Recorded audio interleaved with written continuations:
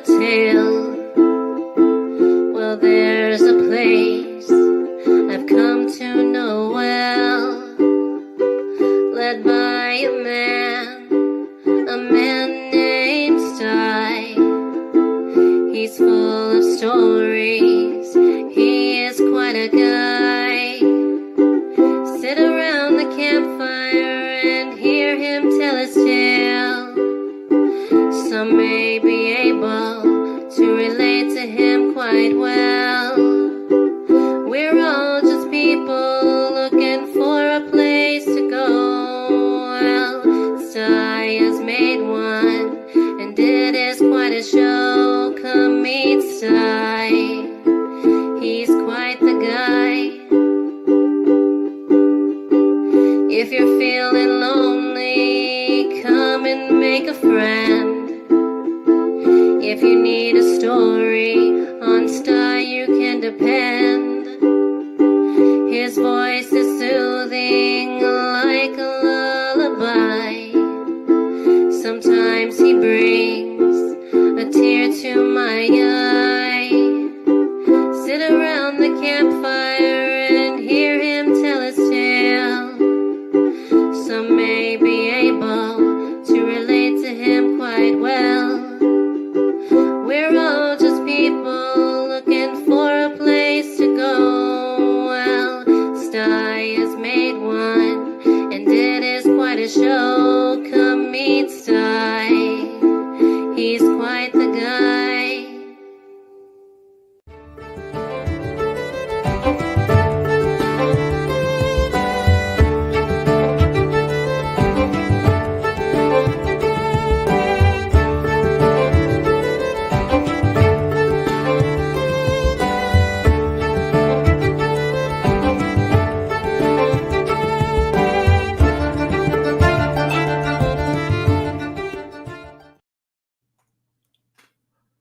Well, good evening, everybody. Happy Memorial Day weekend. Yeah. Let's all remember our loved and lost, those. Memorial Day, they call it a holiday, but it can be a time of sadness for many, many people. And all those brave folks that went out there and gave everything to keep us free and safe. So remember them. Remember them. Okay, I'm going to take a look at who's out there in the chat tonight. Metal Music was the first one who jumped in. He's always got something to say right away. Your fish, what happened on this one? Did you see a cat steal a fish, he says? He keeps trying to guess what the Sty Story is truly going to be about, There's me, Devil. Another stream I'm not going to make it to, but I'm here in spirit, and that's good. That's good. That's really all that matters. Me, Devil, you do what you got to do, and I totally understand. There's a 6-hour change between here and there, and so it's quite late for him. We're talking 1 o'clock in the morning for me, Dibble. And then there's Sheba B, Lori. She only has time to stay for the Sty Story. That's all right too. See, it's not a problem. Not a problem. Hey, I try to pronounce this properly. Nur Sunara. Yeah, vlogs. It is good to see you. It's good to see you. Welcome to the Sty Shack. Yeah. And there's Anthony Bressler. Hey, good to see you, Anthony. And there's Bradley. Hey, Bradley Whitworth. What's up? He says, what's up? Another Sunday. And that's all the chatting we had so far this evening. I mean, people are quiet out in the chat. And I don't expect a huge crowd tonight, but share it out and see if we can draw some more folks around for the Sty Story maybe. But yeah, it's Memorial weekend. So people are barbecuing and they're out there just enjoying it, you know. I watched Native Kutsa and her sister, I believe it was. Oh no, it was her daughter and her granddaughter, and they're heading out to Native Kutsa's sons for a barbecue today. All the way out on that ride, she was live streaming. It raining like a bugger, roads washing out, landslides, power poles down, power lines down. They got there safe, though. They got there safe. So I'm happy for them. They got there and the weather broke up. It wasn't raining anymore, and they're going to have themselves a nice barbecue. I hope she gets home safe this evening, especially if she has to travel home in the dark. But I had a fella in the basement, and he dropped off. And we'll wait and see if he pops back up. If he pops back up, I'll pull him up here with me. The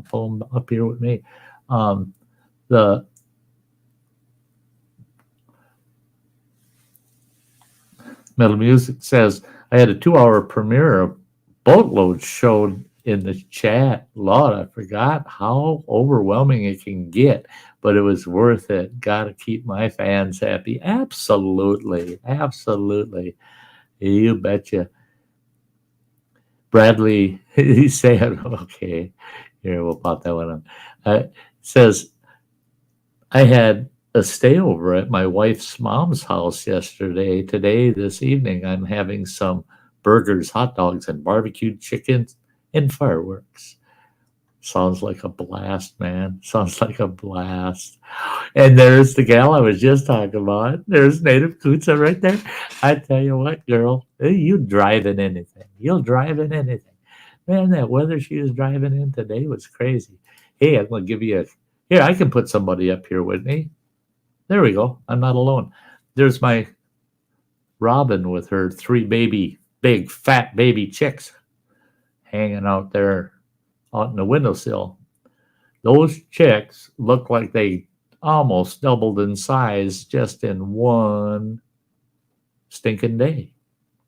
I did a live stream yesterday, a couple hours long, just watching the birds.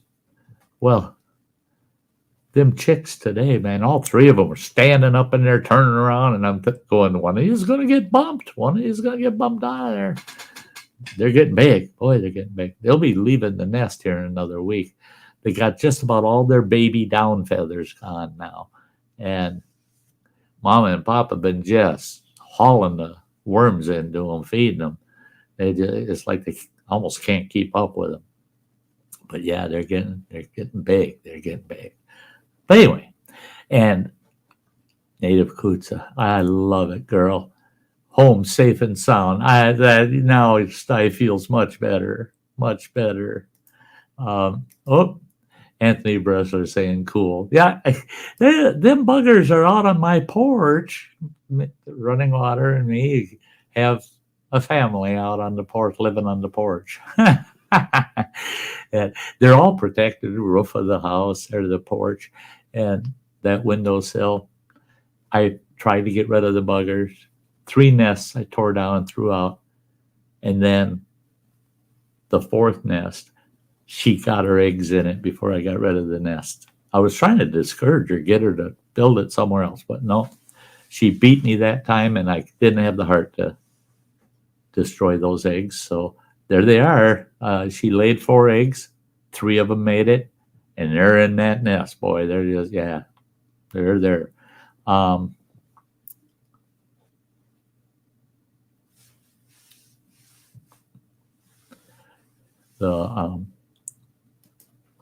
let you folks read that from Metal Music for a moment.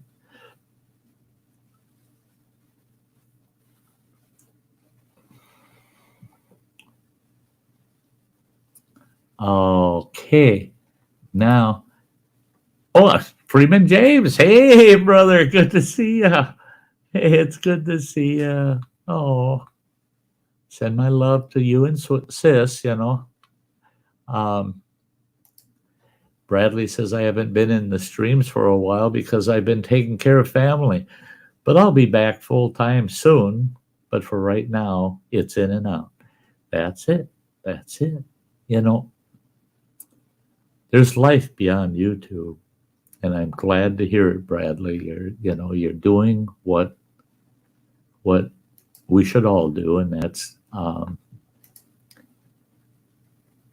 give that special attention to family when it's needed. You betcha. You betcha. YouTube is important to a lot of us, but nothing's more important than your attention to family. You betcha. Hey, Lawn Dog. Lawn Dog's here. Yeah. I be here. I be here. That's cool. Yep. Native Coots is absolutely right. Family first. Family first. Now I consider my YouTube community my family, beyond running water and my other 3 children, my grandchildren when I have the pleasure and occasion to be with them. They take priority, but on a daily basis, it's my YouTubers. And see that baby exercising those wings over there, getting ready to leave the nest, boy. You're right, Bradley. That's all you got. That's all you got. Family and friends. I always say that's the one thing that you should value most is your family and friends, You don't have to get along all the time because family is part of you. Things come around, You might have rough times here and there with certain friends and family, but things do come around. They do eventually come around. Yeah. Yes, definitely have a YouTube family too. Isn't that so true, though? Isn't that so true?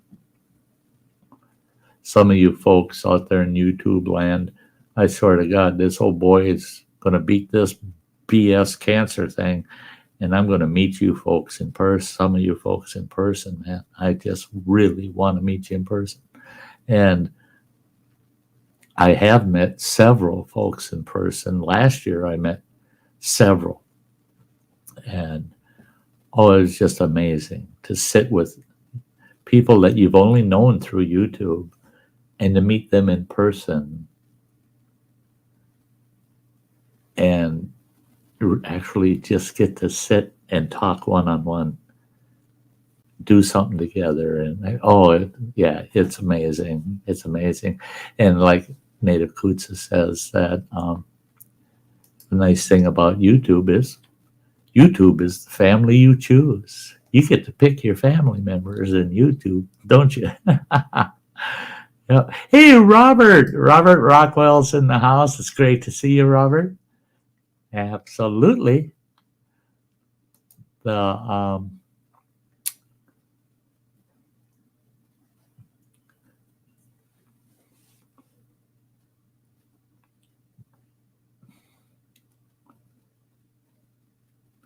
Yeah, I understand, Bradley. I understand. Yeah.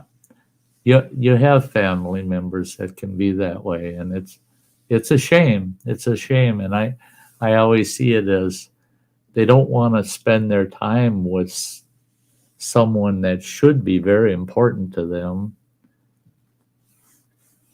And they think that's all right, so what? Mom's in the hospital. She don't need me talking to her, I'll find out how it goes later. But if something really tragic happens, they're the ones that got to live with it. They're the ones that got to look back and say, boy, if I would have just called her at the hospital or stopped to visit, Yeah. Oh, there's a great guy there. There's a great guy there. Roman Filer. I tell you what. Yeah, happy Sunday. Yeah. And right now I'm making the best of it because today's been an up and down day for me, man. I've been having some issues. I got to remember, I got to keep an eye on the clock here. I got a little over an hour, but at 8:30 sharp, I got to take a pill. And that's so I can eat after 9 o'clock. We finally found a med that I can take that'll allow me to swallow without any problems. And boy, I can eat like a pig once I take one of those pills, but I can only take 2 of those pills a day. They got to be a minimum of 8 hours apart. And at 8:30, I hit the 8-hour mark. I pop that pill, and it takes about a half hour for it to actually take effect. And it relaxes my esophagus, and then I'm able to eat and swallow fairly normally. What issues, Roman? Well, I still have that issue. If I swallow something that's not chewed well enough, or it's a solid, it can trigger that fluid buildup in my esophagus. Then I feel like I'm choking, and I got to get rid of that fluid, and that usually takes 45 minutes to an hour to go through that process. But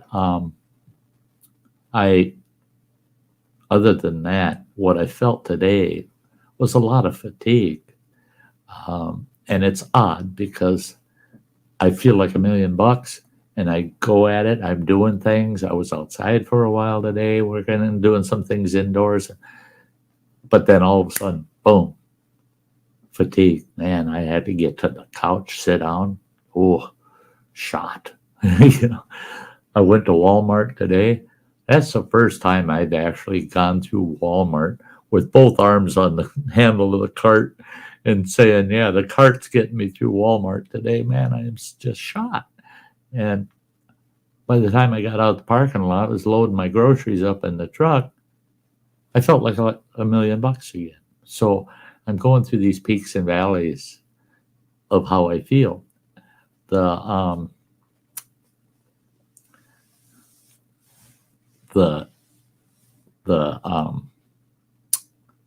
thing is the next 2 weeks, that's going to be my roughest road to hoe, I tell you. Yeah. Because they jack up the chemo and the radiation now on me for the next 2 weeks.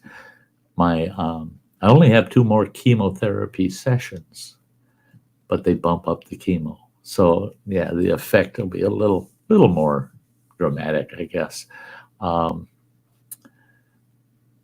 The radiation, I have, let's see, oh Lordy, I've got 4 this week, 5 the next.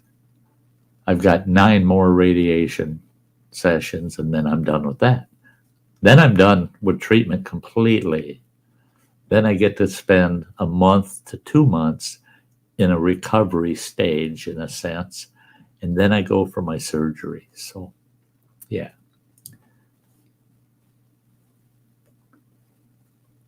Oh, yeah.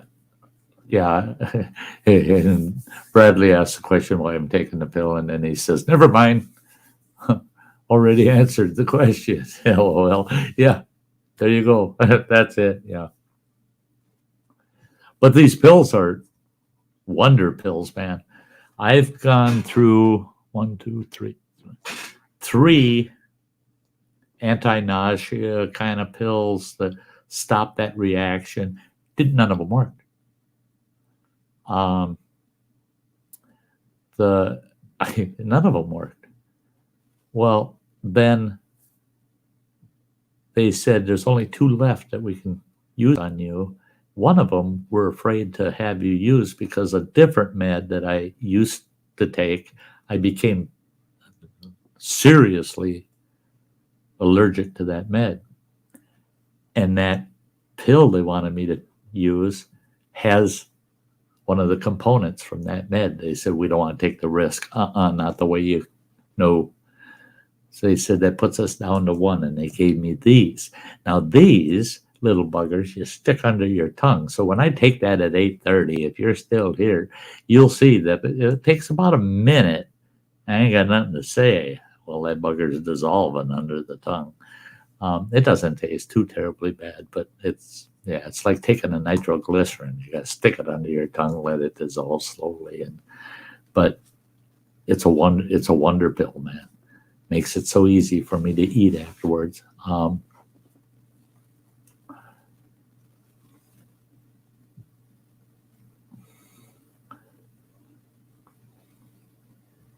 He's got lawn dogs making his dog Lucky some chicken. He's using the air fryer. There you go. There you go. Yeah, he says it's so good. I'm eating half of it. Your dog will be lucky to get any. Yeah, the those air fryers are awesome, man. They're awesome. I don't have one. I've eaten from them, but I don't have one.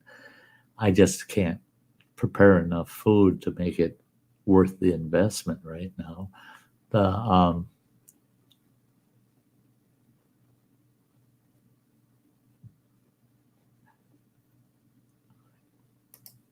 oh, there you go. That's one of them. I don't know which one it was.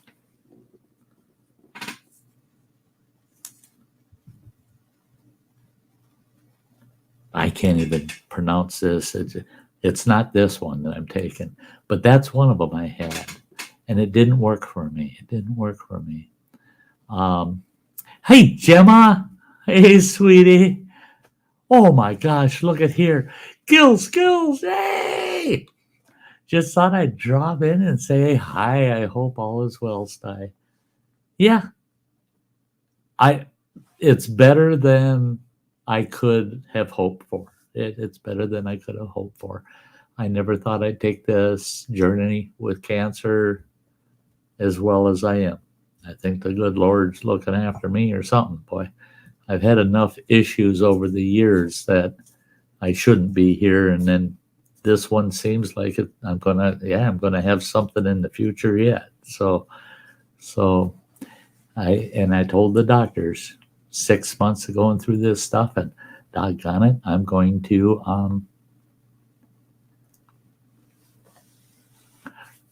to beat this. Damn right, I'm going to beat it. Freeman James uses the air fryer a lot. I'm going to be going down to visit him and my sister next spring, early summer, and then they can fix me something on that with that air fryer.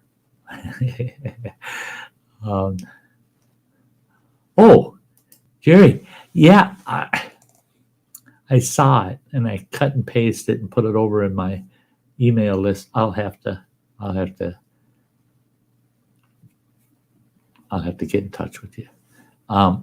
In fact, what I'll do, so that you have my email, I'll just pop it up here down below. It's right down at the bottom of the screen down there. Sty.north@yahoo.com. You can reach me there, folks. My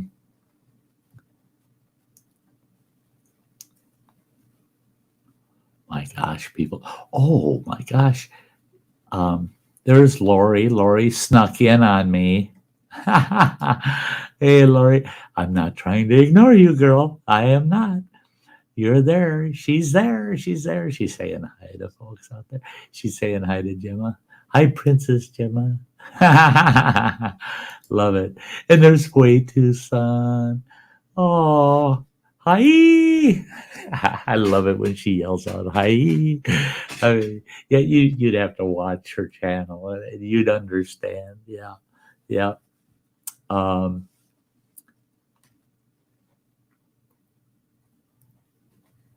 Yeah, going to beat this. Yeah. If I don't beat it, it's not for lack of trying. I guarantee you. It ain't going to be for lack of trying. Yeah. Oh, bad eye Sty. And Roman, you said earlier, you need to know when it's all done. You shave your head so you match me. Guess what? I got hair. I still got hair on my head, quite a bit of it too. I'm not buzzing it because I figure it's all going to fall out on its own. But I have lost I figure about 20 to 25% of my beard mass is gone. Every morning I brush it out and I end up with a handful of beard hair. I only got 2 weeks to go. Knock on wood, man. They said within 2 weeks after the treatments end, I'll quit losing any hair. I just got to make it a month, man. I got to make it a month without losing my beard. Yeah. I'll be real happy if I can get to that point. Trying to keep up with the chat. Boy, you folks are just busy tonight. Yak.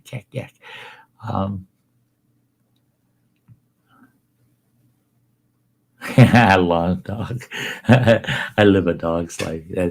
Yeah, he says sometimes he does eat like a dog, and sometimes I'm treated like a dog. I live a dog's life. Now, some people, the way they treat their dogs, I wouldn't mind being that dog. Darn right. We're getting close to the Sty Story, so I'm trying to get down through some more of this. What do we got going on here? Oh boy.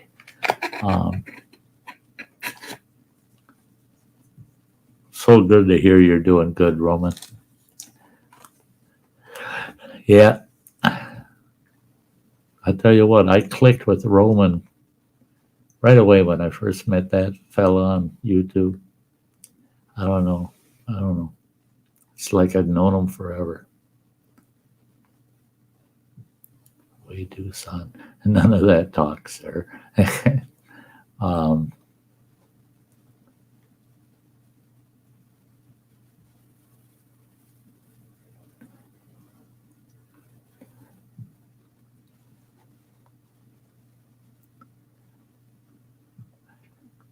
Jerry says, Sty, don't worry. Hair is the least of our problems with this diagnosis. Oh, definitely the hair.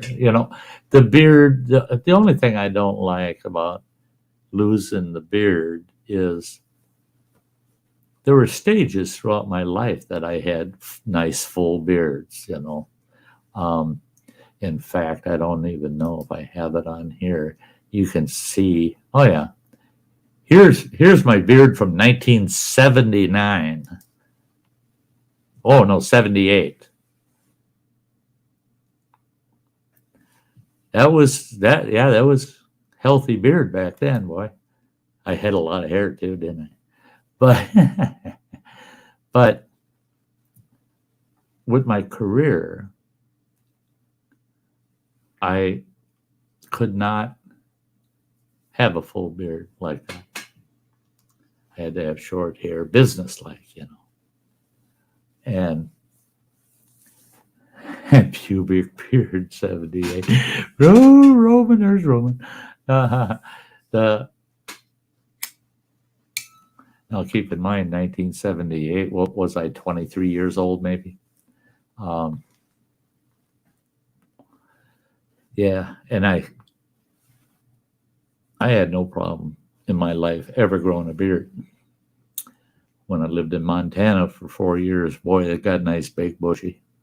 I cut that bugger off just to get a job. Big mistake. I'd never cut a beard off to get a job ever again after that. But now that I've grown this one out, I've managed to keep this beard since, it was 2013 when I decided I'm going to grow it out. And it hasn't come off since, but now it's coming off because of the treatments. Well, I don't think you want to see me without one. I really don't. It's not for me. It's for you. I don't want to put you through that.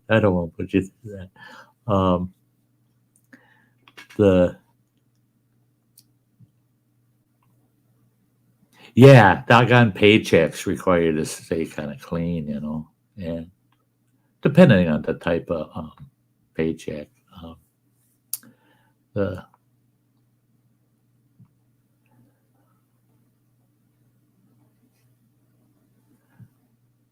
Jury will be right back. Yeah. Gil Skill says, I wouldn't ever shave the beard off for a job. I'm way past giving a crap about how people feel about facial hair. Me too. Me too. I had somebody chewing me out. That they're saying the only reason you got all that mustache and beard going on is to hide something. I said, yeah, you're absolutely right. A saggy double chin and the I'm pissed at you look. I'd rather you didn't know when I am. I don't give a crap what you think about my beard. Yeah, it's my beard. Yeah, the Roman says the fur ain't why we watch you. Yeah, the beard hides the family of chins. Yeah, I got more chins than a Chinese laundry. Oh, I didn't say that. Hey guys, it's time for the Sty Story. It's 7:32 here, 2 minutes past. I'm going to put Mama Robin and her babies down in the basement. There we go.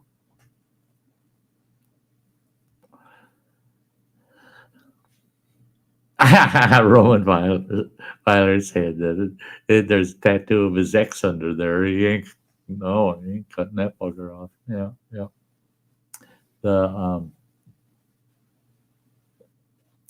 So, okay, let's get on with the Sty Story this evening. I won't be able to interact with the chat because I try to keep the Sty Stories as compressed as possible because I'm converting 200, well over 200 video Sty Stories from voice to text. So that's the reason. I don't want a bunch of stuff in there that I have to edit out later. It takes a lot of work. I'm telling you, it takes a lot of work to take a 15-minute Sty Story and edit everything out of it. So let's get on with it. Tonight's Sty Story. Your fish? Question mark. Your fish? Okay.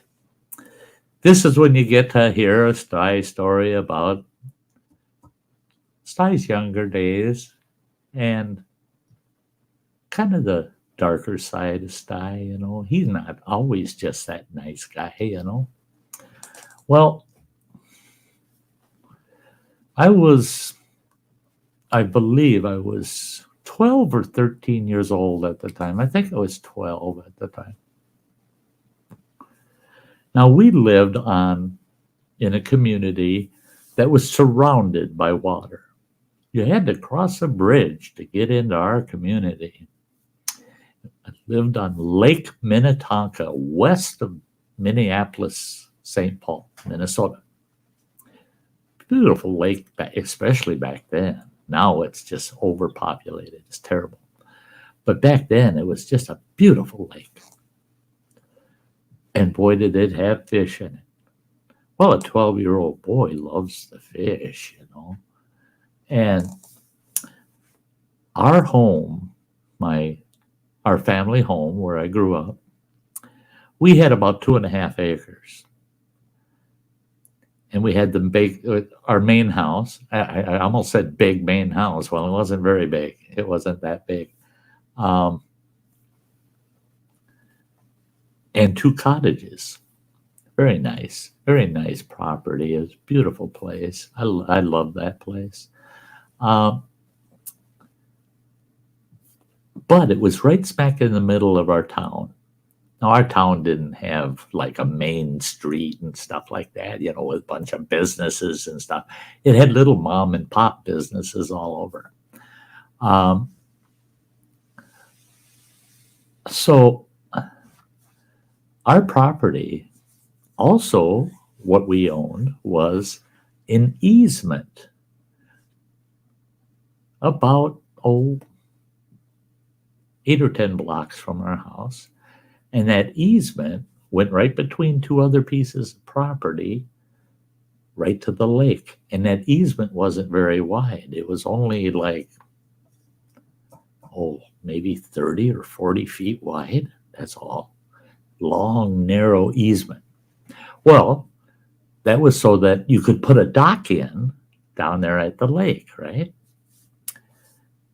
Well,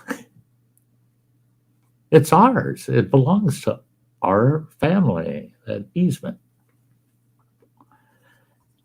Well, where that easement was, it was a cove that came in off the lake, a cove. And there were houses all around that cove, right?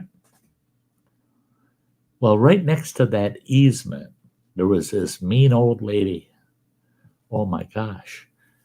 You know, she wasn't the kind of person that'd come out and yell at you, "Get off my grass."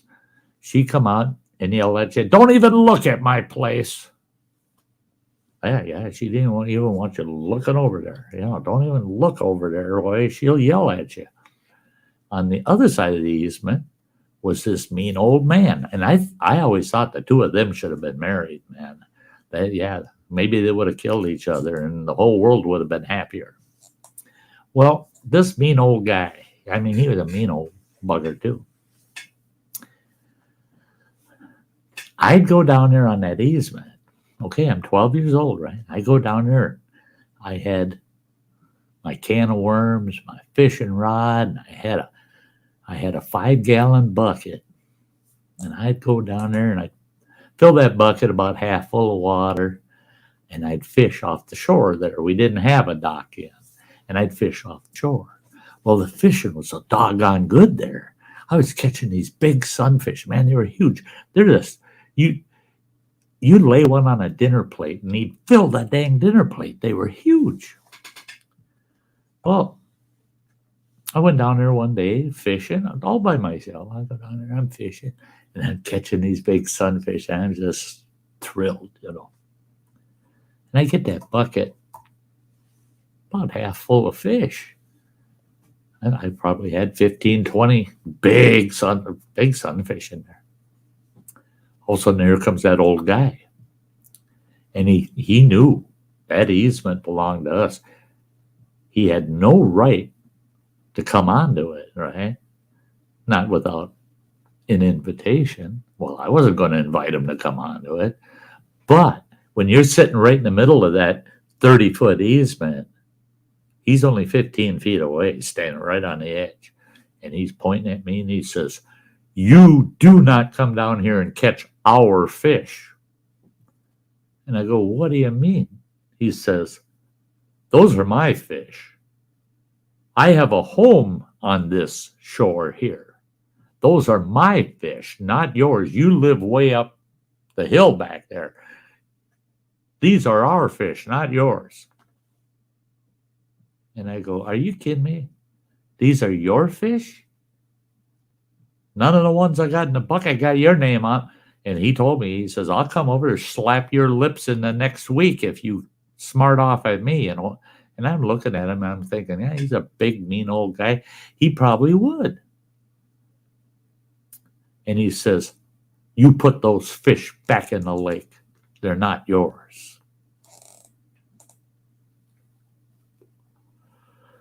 Well, I didn't. I just walked up the center of that easement with my fishing gear and my bucket of fish and headed home. And he's yelling at me. He's following me along the easement, yelling at me all the way up there. "You're stealing my fish." Well, I went back down there fishing. About a week later, went down there fishing. I hooked my very first fish, and he's right there on the edge yelling at me, "You put that fish back in the lake. You cannot be catching those fish. They're mine." I said, "Your fish? They're not your fish." "Yes, they are. They're my fish." I wasn't going to put up with them, so I just got the heck with it. I threw the fish back, grabbed my gear, and got the heck out of there. And I walked down to this big public pier and fished down there. The fishing wasn't no good. And it was bumming me, you know. Well, then a couple of weeks went by. I went back down there. I said, "This time, let him yell. I don't care.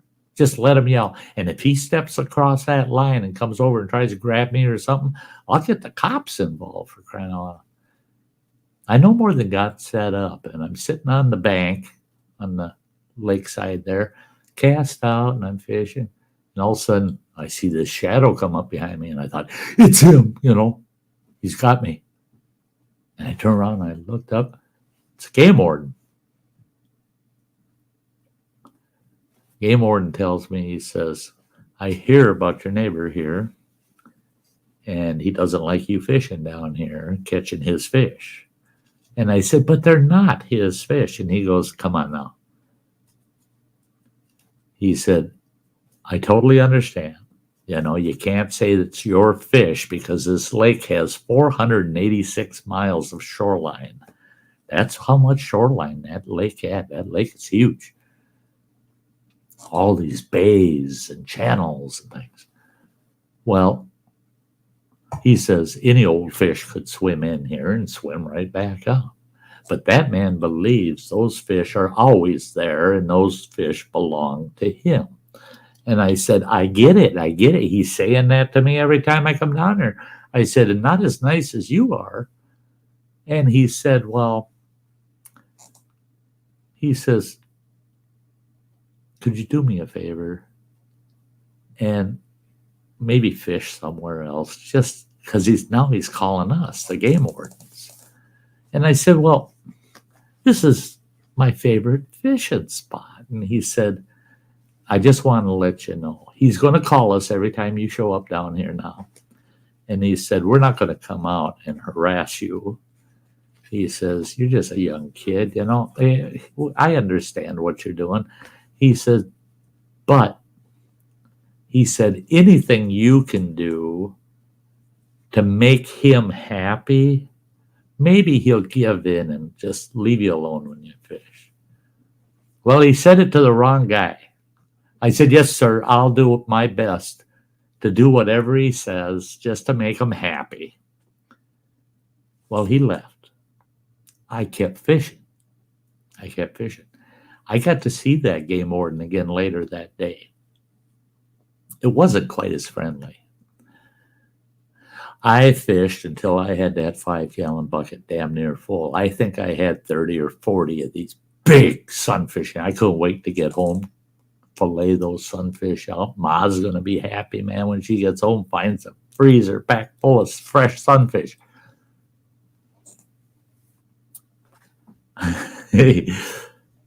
I started heading home.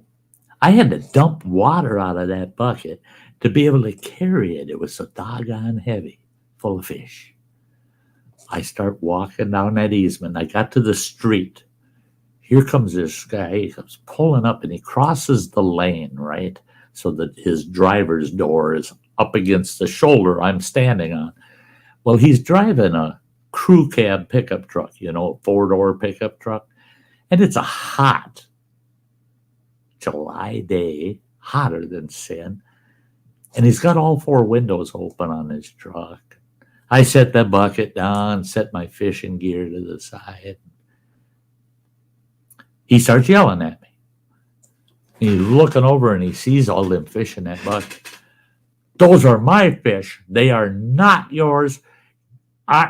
He says, I'm going to get the cops down here. I said, they were already here earlier.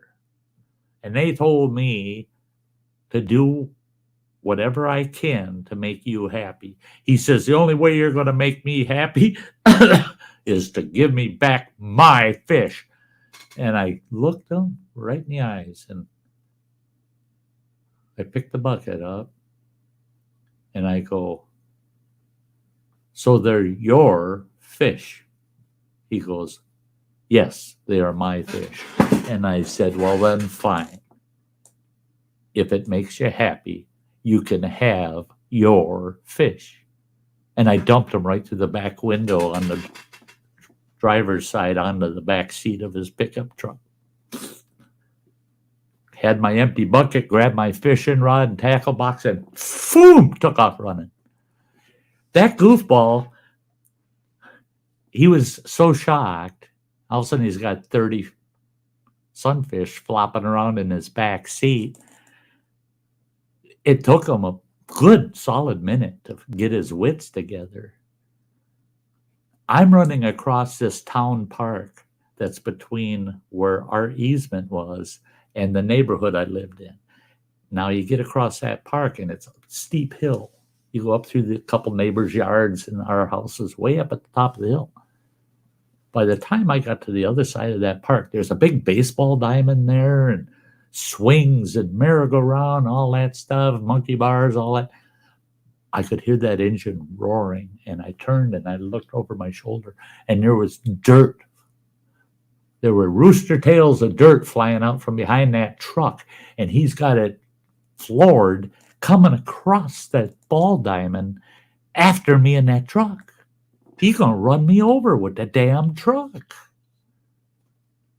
I lucked out, man. I hit the first home that was on the edge of that park, and they had lots of big oak trees all over their yard. Man, I slalomed through them oak trees, and he drove through their damn yard around those trees trying to chase me with his truck. Well, our neighbor right next to us, they have great big steep hill going up to their house. And I'm telling you, it's about 150, 200 foot long hillside there. And I took off up that hill. And, you know, if you're scared and you're running, everything ends up being in slow motion. And I thought, I'm going to die. This guy's going to run any second now. I'll feel that truck running over me.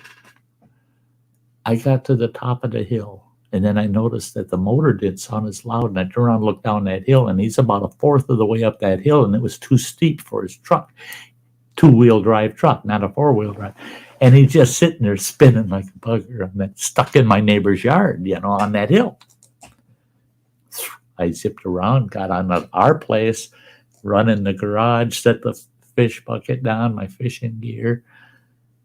And I run in the house, hoping that my mom was there to say, hey, Mom, help me.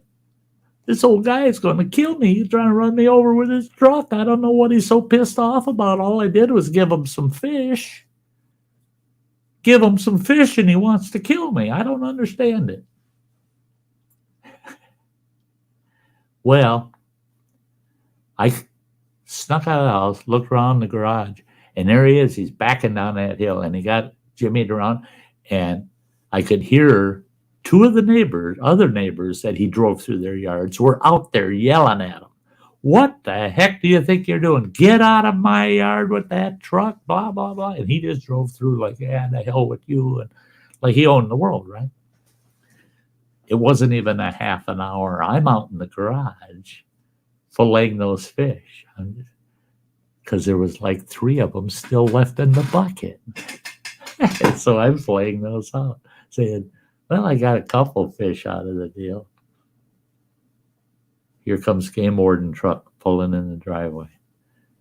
That Game Warden come out and he comes up to me. And then I seen one of the town squad cars pull in the driveway. I'm like, oh, no.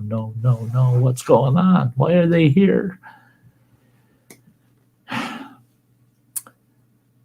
They're saying that they're going to have to arrest me and they're going to book and release me because I'm a minor. I'll have to go to juvenile court and all this and that. And I'm trying to ask them, for what? What did I do? Finally, they said, for malicious damage to a vehicle. I said, what? I don't understand. They said, did you or did you not throw a bunch of fish in that old guy's back seat of his truck when he was talking to you? I said, first of all, he wasn't talking to me. He was making demands and yelling and swearing and being an animal. And they looked at each other, the Game Warden and that cop, and they go, we want to hear your side of the story. And I told them exactly how it went. Exactly. I didn't fudge it. I didn't lie to him. Nothing. I told him, yeah, I just dumped the fish in his back seat. He demanded, he said that those were his fish. So I gave them back to him. And I looked at Game Warden and I said, you told me to cooperate with the guy and try to do whatever he tells me to do. So I did exactly what he told me to do, and that was give him those fish. But that was my bucket. I wasn't going to give him my bucket. I just give him the fish. And I said, and he looked so mad that I ran like hell. He scared me. I said, and then he drove through the park. And I said, he chased me through 3 neighbors' yards with his truck. He was going to run me over. Here comes the second city squad car, pulls in the driveway. That officer comes up and he says to those other 2 right in front of me, he says, God, guys, come around the back of his garage over here. And they went around behind our garage, and he says, and I followed him. I'm just standing there. And he says, you can see it. See the tracks? Oh, yeah. Big black ruts tore up those guys' yards, getting up there trying to run me over. And he says, you ought to see the ball diamond. He said, it's going to cost us a few $100 to fix the park. He left ruts that are 8 inches deep right across the ball diamond all the way. And he went right between the merry-go-round and the swing set. And there's only about 12 feet there. And he drove right between those 2 and up into that first guy's yard.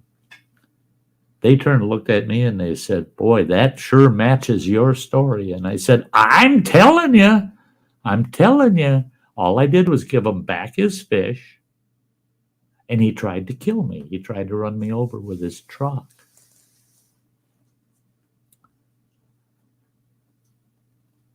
Guess what? They went down to his place and they gave him a citation for reckless driving and reckless endangerment. So I see somebody in the chat had asked or said, I hope there were no kids in the playground.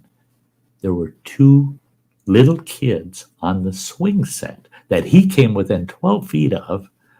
Their mother was sitting at a picnic table maybe about 20 feet away,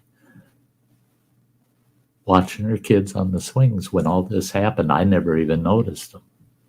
So they nailed him for reckless endangerment because of those children being so close by. And guess what happened after that? I could go down there. I would go down there with a lawn chair, right? The old aluminum fold-up vinyl strap lawn chairs, I go down there with a lawn chair and a cooler, my bucket, my fishing gear, and I'd plop there for the whole damn day. I catch and release all day and keep just the best ones. And that old guy wouldn't come within 50 feet of that easement line ever again after that. He wouldn't say boo to me. He wouldn't even look my way or nothing. He'd be out in his yard doing something. He wouldn't get anywhere near our easement. It was a hard way to learn that, because the game warden said to me, he said, you know what, Sty, he says, from this point on, I'm going to be very, very careful as to what I ask for.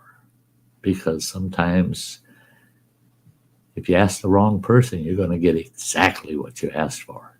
He says, and I asked you to do whatever that old boy told you to. And you did. You did. He says, don't do that anymore. Don't do that. He says, because one of these days, one of these characters will catch up to you with his truck. He said, but you got away with this one. He said, you got away with this one. And I think you taught that old boy a lesson. He needs to be a little nicer in this world of ours. So, yep. I always wished that he would have said something to me so I could have just responded and just gone, well, they were your fish. And then just leave it at that. There you go. There's your Sty story for this Sunday. There you go. I was a rotten little bugger, wasn't I? The Yeah, you see, you guys are just chatting away to beat the band out there. I love it. I love it. The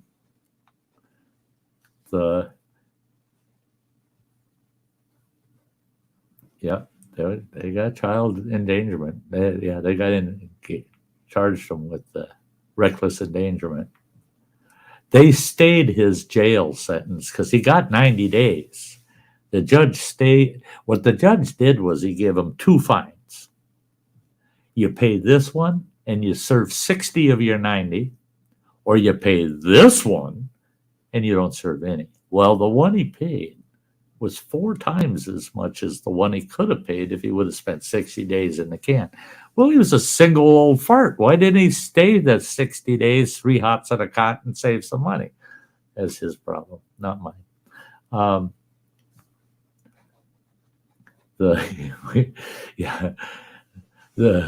Hey, Rollins out there. Great to see you, bud. Great to see you. Yeah, I was over there watching your show for a while. I always got to watch my Rollin on Sundays, Yeah, he said thumbs up coming in. Thank you.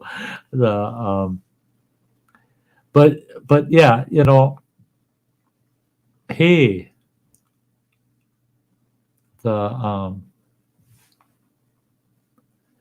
not Queen. It's good to see you.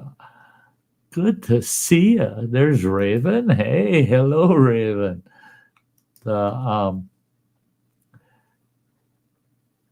Tough making money in the can. Yeah. Yeah. It can be. Thank you, Lawn Dog. Yeah, I'm glad you liked the story. It's kind of one of my favorite childhood stories because I really do have to say I came out good on that one. I really did. One thing I did notice, though, I was quite an observant kid. The rest of the summer, I noticed he had the back windows on those back doors of his truck open about a third all the time. I wonder,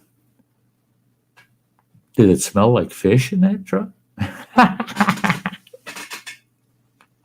He probably couldn't get that fish stink out of there because the fish had been sitting in that water in that bucket for a few hours. So it was kind of slimy water, fish slime water, So yeah, he got his becomings a few different ways that day.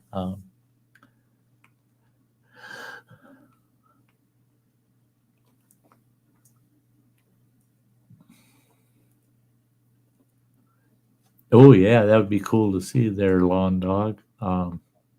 He's talking about the Palm Springs Air Museum. Yeah, I'd love to go check it out. I've been to Palm Springs several times, and back during my career, and if I was still in that line of work, I'd be out there at least once a year again. And if I was, I'd love to visit the air museum. That's like, we've got a small air museum here, but here in Kenosha, Wisconsin, we have the big annual air show here. Man, they fly in all of the old birds, man.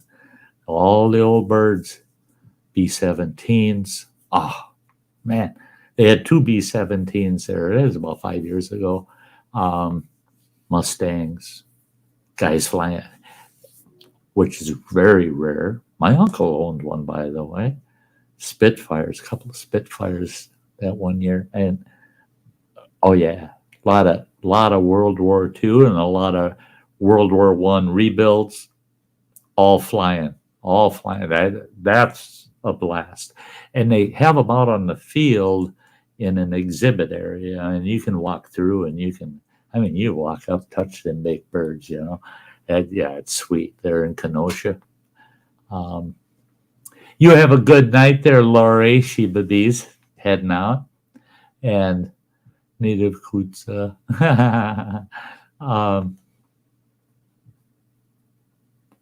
She's hanging out with me now. I hung out with her on her ride to her son's today. Hey, there, look at there. There's E-Waste Mike. There's my buddy. Hey there, Sty. Hope you're doing well. Still working on getting this damn garage set up to start working it. Should be done tomorrow. Man, you just are working full. I've been trying to keep tabs on you, boy. And he is one working fool. I tell you what, that's another awesome person right there. E-Waste Mike, man. If you don't know him, you're missing out. Oh my gosh, he's back. He's parked, and there's the beaner right behind him. There he is. Hello? Hello? No? Hello? Hello? Hello? We'll let him work on his audio. Look at Bean back there like, what's the matter there, Papa? Can't you get that? I'm not hearing nothing. the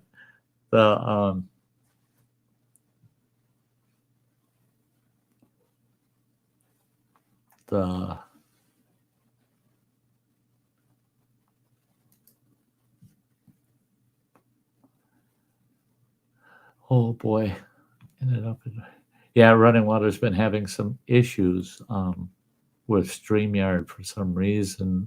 Haven't been able to figure out. He's been dealing with it for months, especially on the audio side.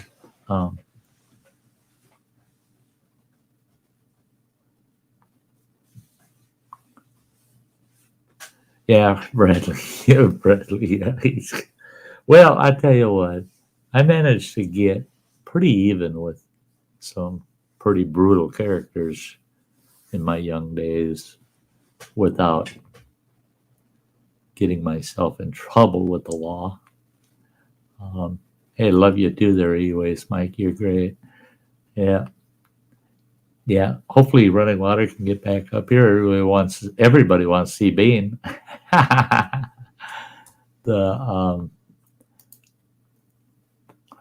Heck, in the worst case. No, I guess I don't have it. Not on this group. Doggone it. I was going to say, I think I got a still picture of Bean here. No, not on this one. Oh, well, I'll have to fix that next time.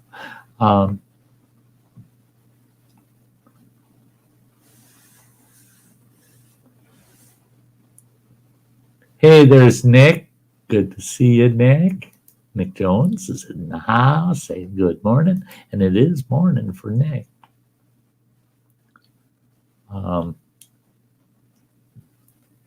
Yeah.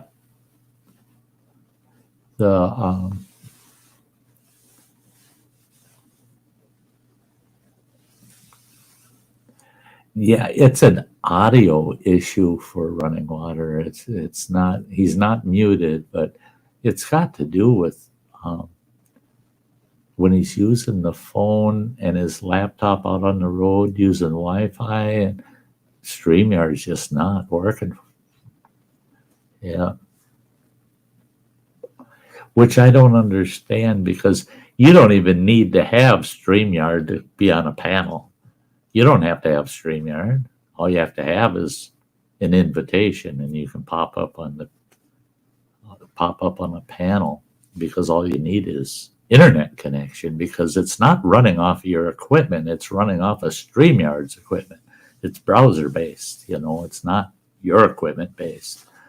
So it's a mess. Yeah. I don't want to go down that road. It's just, it's a mess. Running Water's saying, nope, StreamYard not compatible with device on both phone and laptop. Have a good night, y'all. Hey, buddy, stay in touch. We can text and call. Stay in touch with me this week, my boy.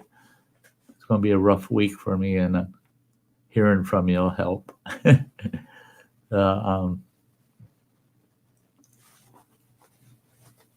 Wow, Bradley, $130. Just put it a little over half. Well, it cost me. I had a quarter of a tank. Cost me $96 to fill it. It's a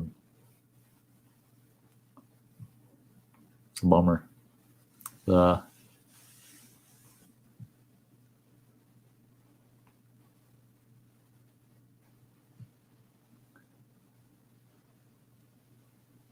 $4.29 and diesel is $5.39 in Minnesota. That's our price here is $4.27, and it was five.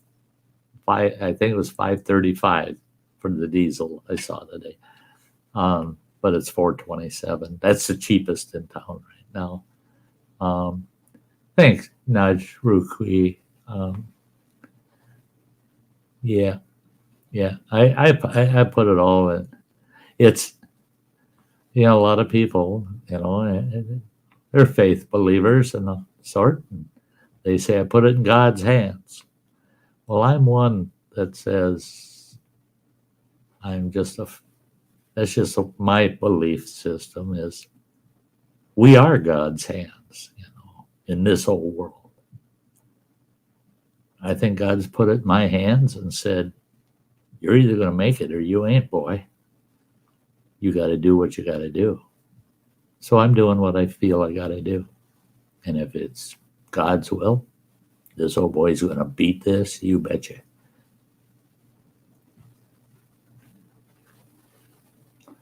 North Carolina is only allowing you to get 10 gallons per person. Jesus.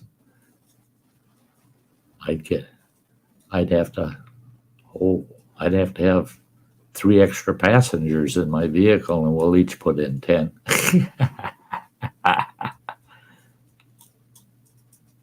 Yeah, that's a bummer.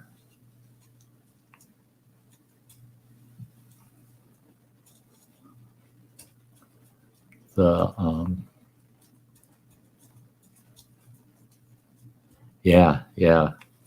know. Yeah. I knew that Bradley is running diesel. That's why. Yeah. Ouch.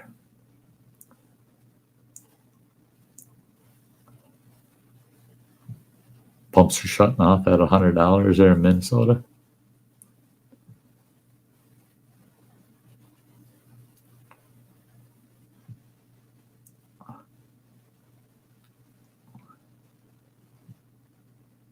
Yeah, and that's odd, Jerry. Yeah, here, I can't believe the traffic in town. Busier than hell. When I was out today, and I was kind of looking around, and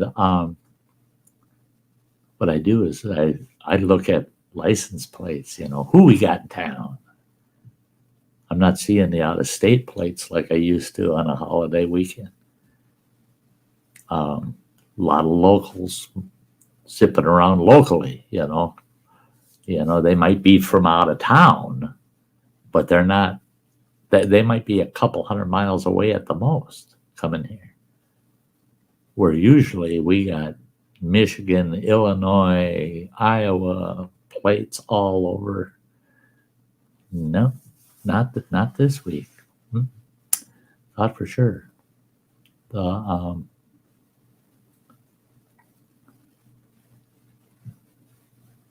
Yeah, they're not running out of gas up here. In fact, I seen 2 tankers today unloading at the gas stations. I was surprised on a stinking Sunday,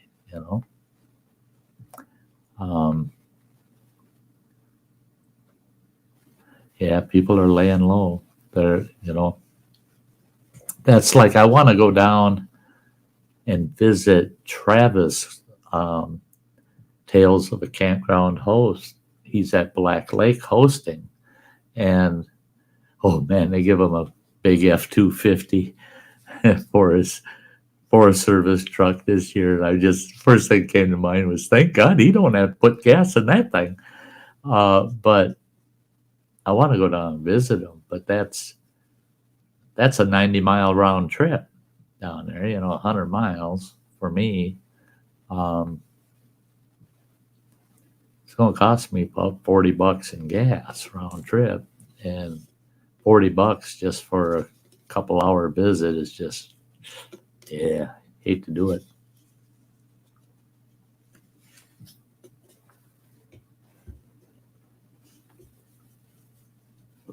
Hey, John, it's good to see you.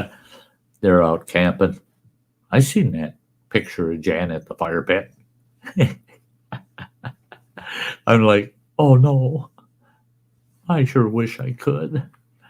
Oh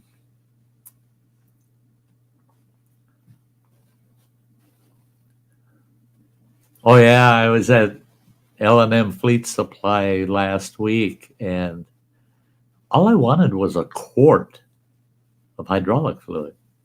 Oh no, try to find a quart. You can't find a quart anymore. You got to buy a 4-gallon, big 4-gallon jug. And I said, I ain't spending that money. And then I was looking at the oil prices because I need to do oil change on my truck. And I'm going, oh, geez, look at them prices. Oil, God. The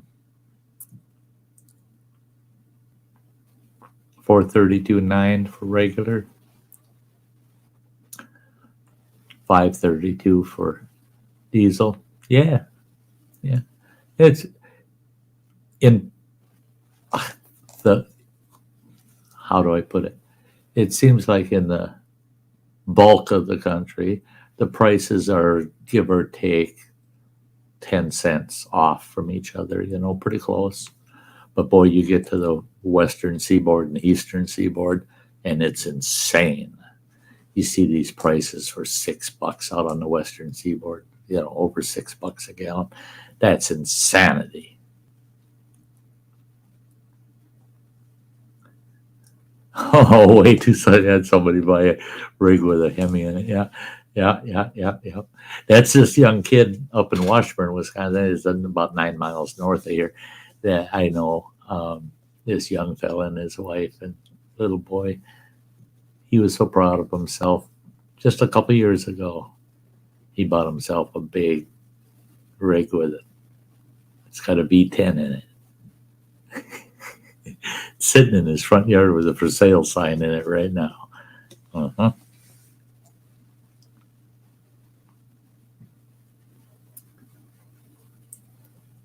You want to see the birdie?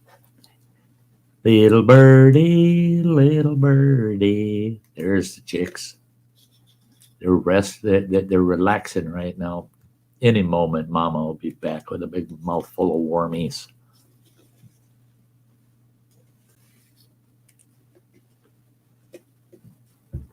There you go. This old associate of mine when I was working, he drove a little Volkswagen, not a Beetle. It's one of them boxy looking Volkswagens. Opened the trunk on that bugger, and he's got these big plastic containers full of cooking oil. And that rig, it's got diesel in it, and that rig runs on that cooking oil. It runs on diesel to fire it up. When he starts it on diesel. And then right on his dash, he's got a valve for each one of those containers in the trunk. And he turns the valve on, and he shuts off the diesel. And it picks up that cooking oil, and it runs on that. And I always gave him crap. I always said, I always know when you're pulling into work, I can smell the French fries, for Christ's sake, But I ran into him a couple days ago. He was out at Walmart, and I asked him how he didn't have the Volkswagen. I said, why don't you have the Volkswagen? He said, he says, until Tuesday, he said, I'm out of cooking oil. I got to go. He says, I got about 180 gallons of cooking oil I can pick up on Tuesday. I said, Oh, you having trouble getting cooking oil or what? He says, yeah. He said a lot of the places he gets his cooking oil from, the restaurants and the like, are having people steal it because they got the big, they're like dumpsters that they put all that cooking oil in. They got a big valve on the side, and he just goes and he drains and fills his jugs, fills his rig up. He's got a little trailer he pulls behind, fills all the jugs for that. And he can haul about 120 gallons or so at a time. And he says, yeah, people are stealing it. And he's trying to work out a deal with the waste company that comes and picks it up if he doesn't pick it up, that he could put padlock on the valve so that people can't steal it. And he doesn't pay for it. He doesn't pay for it. So for him, it's a real advantage. An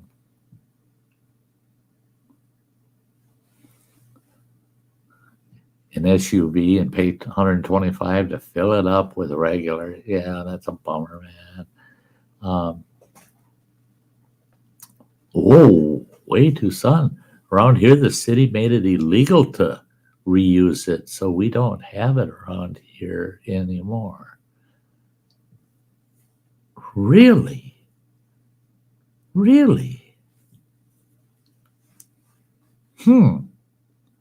That's it. Yeah, there you go. That's so damn oppressive. I mean, for crying out loud. Yeah, that ain't right.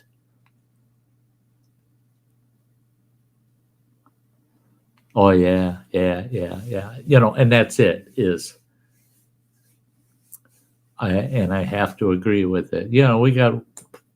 We got troubles all around the world, right? We got troubles all around the world.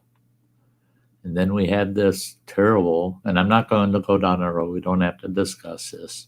Really, I don't want to discuss it, but this shooting, latest mass shooting, we have something like that happen. Well, we need to harden our schools. I don't care what anybody says. We need to harden those schools so perps like that can't even get in the damn school, period. Plus our inflation problem. Those are the two things in this world that really matter to us here in the United States, man. Those are the only two topics I feel that we have of concern. What happens in the Ukraine, I tell you what, if we can help them at the end of the day, then we should help them. But we're not at the end of the day. We need to harden our schools, protect our children. We need to address our inflation problem. Foreign wars, everything going on in the world all around us. We got to give that crap up and worry about us here at home. You can't send $40 billion to Ukraine and then tell me we can't afford to harden our schools. You can't send $40 billion to Ukraine and say we can't afford to run pipelines and build a few extra refineries without pissing an old man like me off. And I don't like being pissed off. Here we have a recycling fee. You have to pay to get rid of your recyclables here. You have to pay to get rid of them. If you take your pickup truck and you fill the box of your pickup truck all full of recyclables, it can be aluminum cans even, and you take those down to a scrap yard and actually get money for them, but not at the recycling center. If you got a pickup box full, it doesn't matter what you got. It can be recyclables or garbage, but the recyclables got to be all separated, and you take those to the recycling center. But they pull you on the scale, and as long as you're under a half a ton, 1,000 pounds, it's $15. So you got to pay them $15 for recyclables they're going to sell. Yeah, that's what our city does. That's the only way to get rid of your recyclables.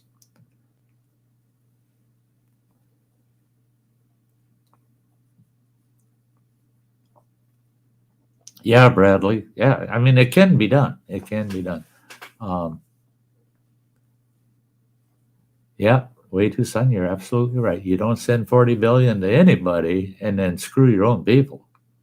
I mean, you take care of your own first.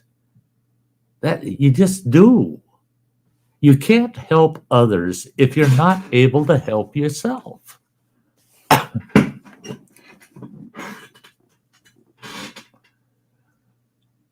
Yeah, the recycling fees. I didn't mind it so much until they said, well, you got to wash this and you got to take the label off of that and you got to separate this from that and that. I did my recyclables today and I only do them every 3 months. There's only two of us in the house, and one of us is only here for about 5 to 6 weeks out of the whole year. So it takes a long time to fill our recycling bin.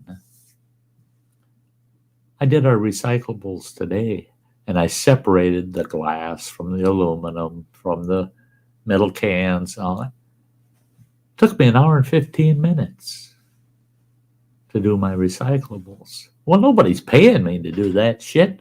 I'm paying them to haul it away. I should be able to dump it all in that big recycling bin I got, haul it out there to the road, haul it out of here and make whatever you want off of it. But don't expect me to make it perfect for you to make money. I mean, and then charge me. Charge me for you making money. I don't know. Double jeopardy. Hey, look at who we got in the house here. Chelsea! Hey, it's good to see you, Fox and Outdoors. It's really good to see you. Lots of great folks tonight, man. Lots of great. I need to tell you all, I appreciate each and every one of you for showing up tonight. You're really making my night. I have tomorrow off, man. I have tomorrow off. My youngest boy, he kind of said something to me that I looked at him a little odd. He came and visited. Was it? Yeah, I think yesterday. And I said, "Yeah, I like this weekend." And he goes, "Why? What's so special about this weekend?" I said, "I got Monday off." He starts laughing, and I go, "What you laughing for?" And he goes, "You're retired. Every day is a day off." I said, "Before I got cancer, every day was a day off." I said, "What I mean is Monday I don't have to go to a cancer clinic. I don't have to see a damn doctor. Friday I saw 3 frickin' doctors, and I was only supposed to get in there, get my radiation therapy, and the hell out of there for the next 3 days. Oh no, I had to see 3 doctors. But now I don't have to see a damn doctor till Tuesday. Now, Tuesday, I got to spend between 6 and 7 hours in an infusion room getting all infused up and then get my radiation and see a doctor and back on the regular routine for two more weeks, and then I'm done. There you go, Roman. I got to put that comment up because that is absolutely the truth. Thank a veteran and say a prayer for our freedom. And that's it. That's it. Freedom. Freedom to be who we are. Not who somebody wants us to be, but to be who we are. Individuals, all special. Absolutely. And I'll tell you what, those men and women that serve to protect that are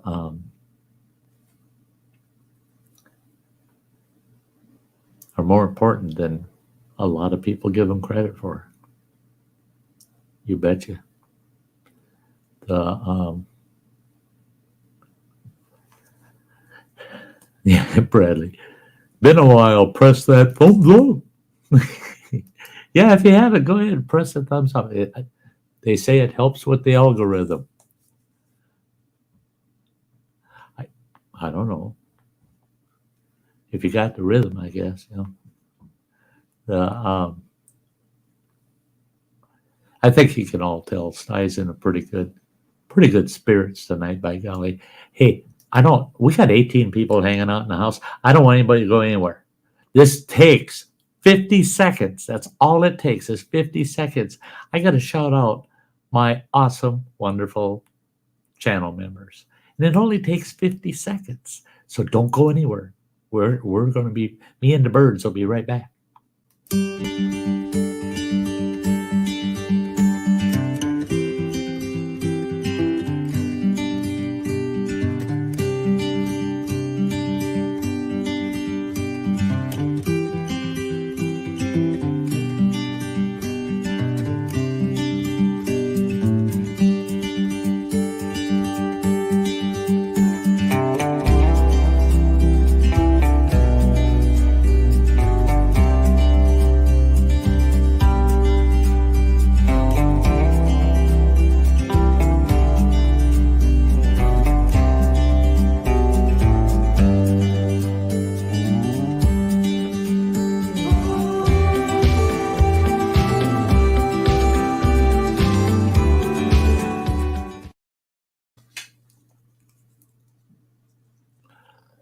Oh my gosh.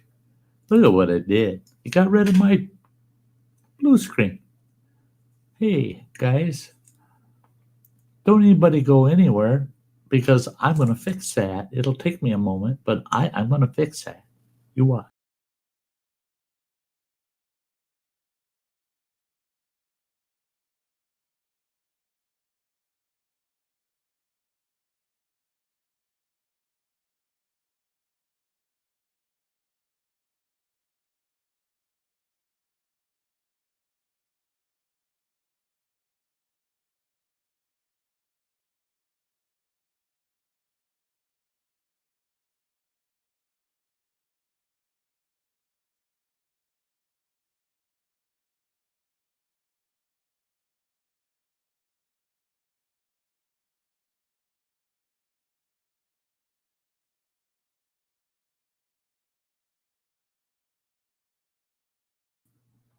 I'm back. I'm back. I'm here. I'm back. I lost my birds, but I'm back. But I can get my birds back real easy. It's a feature in StreamYard that I didn't even know they added it, and I found out about it the other day. And that's adding a camera. I can jump in and out of that camera just one click. Boom, boom. Yeah, the nice feature. Nice feature. I've got currently 3 cameras hooked up. By the end of tomorrow, I'll have a 4th one. I'm going to have one out here pointing out the picture window because I'm going to put a bird feeder out here. I want a camera shooting that bird feeder, and then these guys over in the windowsill. Because once these guys fly away, there won't be nothing to watch there. I'll watch them out this window at the bird feeder. But hey, I see everybody out there. Native Bill time, and we had Freeman James said take your pill, and then Bradley said take your pill, and everybody saying take your pill. I took it. I took my pill. I took it. It's a done deal. It's a done deal. Guess what Sty is going to do tonight? He's going to have himself. I'm eating a shitload of pizza rolls. High in calories. They're high in calories. And I'm going to play myself some Fallout 4. Yeah. I might even bite the big bullet and buy Fallout 76 tonight. I don't know. Ain't I terrible? The um,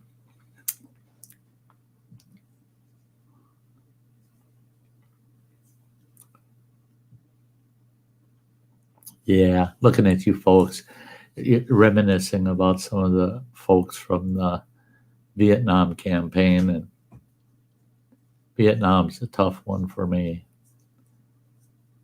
Um, those were some boys that just didn't get their due when they came home.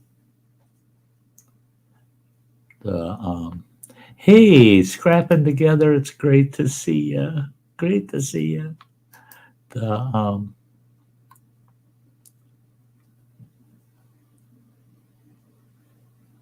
The Jerry saying my dad flew about every 2 weeks to Vietnam, delivered supplies, brought home the soldiers. Yeah.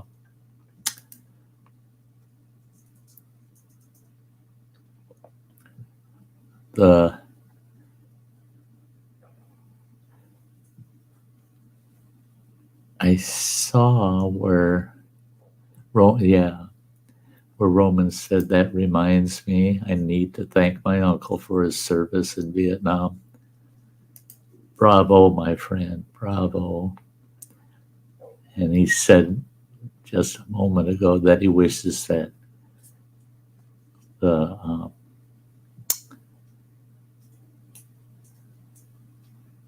that he could see him in person. That's, yeah. Charles says, if you get Fallout 76, let me know. You know what I'll probably be doing, though, Charles, is playing solo player on it. I don't do online with other folk hardly ever. Very, very rare. But with you, I just might do that. I'm on PS4 too. I'm not spending them to try to buy a PS5 right now. You can't find one in a store anywhere, and you buy one offline. Yeah, you better have between $800 and $1,000. You betcha.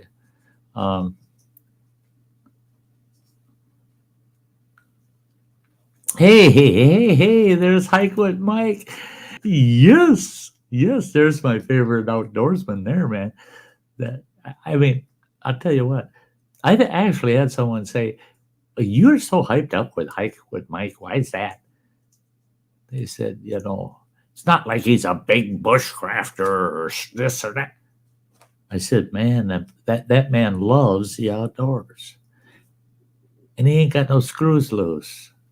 He's my kind of person, man. I wish I'd lived near him. I'd go walking with him out in the swamps, man. I'd love it. I would love it.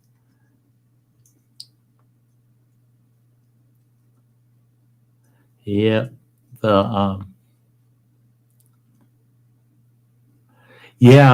poppy thing. Don't that piss you off? I haven't found anybody selling poppies. I got 2 old flags that I've retired. I got to take them down to our VFW, and they do a flag retirement service once a month. Those flags are cremated.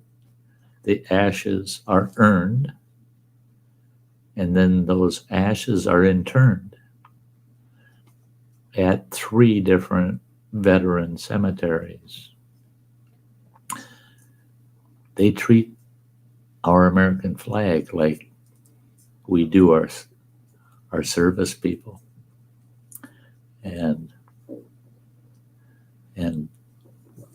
I love it. I love it because I've retired. I think I had 7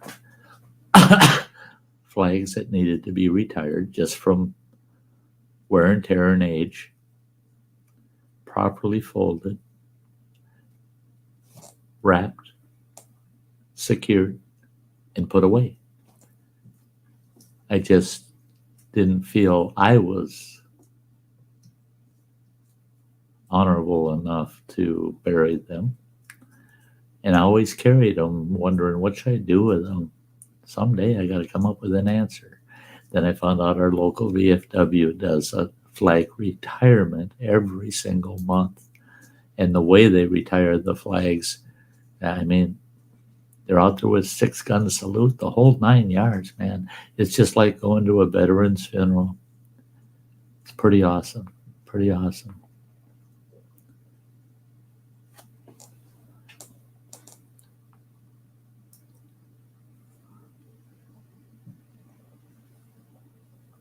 Oh my gosh, John, really? Oh my gosh. Not like my campground, eh? Not like my campsites, my campground. Oh my gosh. I hate to hear that, you know. Our national forests, man, belong to all of us, each and every one of us, and nobody should leave it anything but better, equal to or better than they found it. I hate to say equal to, because I have seen sites that are just terrible. I wouldn't want somebody to use it and then leave it looking the way they found it. Pick it up and spread the word. Don't do that, people. There you go, Mike. Yeah, he's got a flag out in his garage he needs to take to the VFW. Yeah.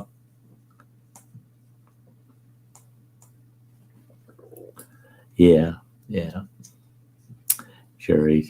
Yeah, you know, this weekend is for our loved and lost, but we can't forget those that have not been lost, but they're serving and could be. Yes, absolutely. Absolutely. Yeah, Roman. Yeah.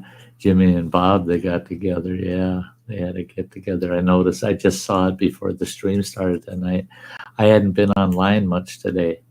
I had Native Kutsa, her drive to her brother's house streaming, and I'm listening to their conversation. I couldn't watch much. I did get to see the bad road she was driving down, but I didn't get to actually watch the stream as much. I just had so doggone much stuff to do around here. I still got a big long list, but I got tomorrow off. You know, I'm retired. My kid laughed at me. You know, you ain't got a day off. You never work. Oh, that pissed me off though. That kind of upset me. It was like, hey boy, this house hasn't been in such good order since you lived here until I got here. I mean, it hasn't been easy getting the house straightened away and then getting that yard whipped back into shape. And I'm only, as far as I'm concerned, I'm only about 30% done with the yard. And no, I am not. I'm not buying that just because a person's retired, oh, they got it easy. They don't have to get up in the morning, go to work, and on and on. I got to get up every morning and try to live through the old times. And I'll tell you what, I've found now at my age, I'd rather go back to work. There's times I would just love to go back to work.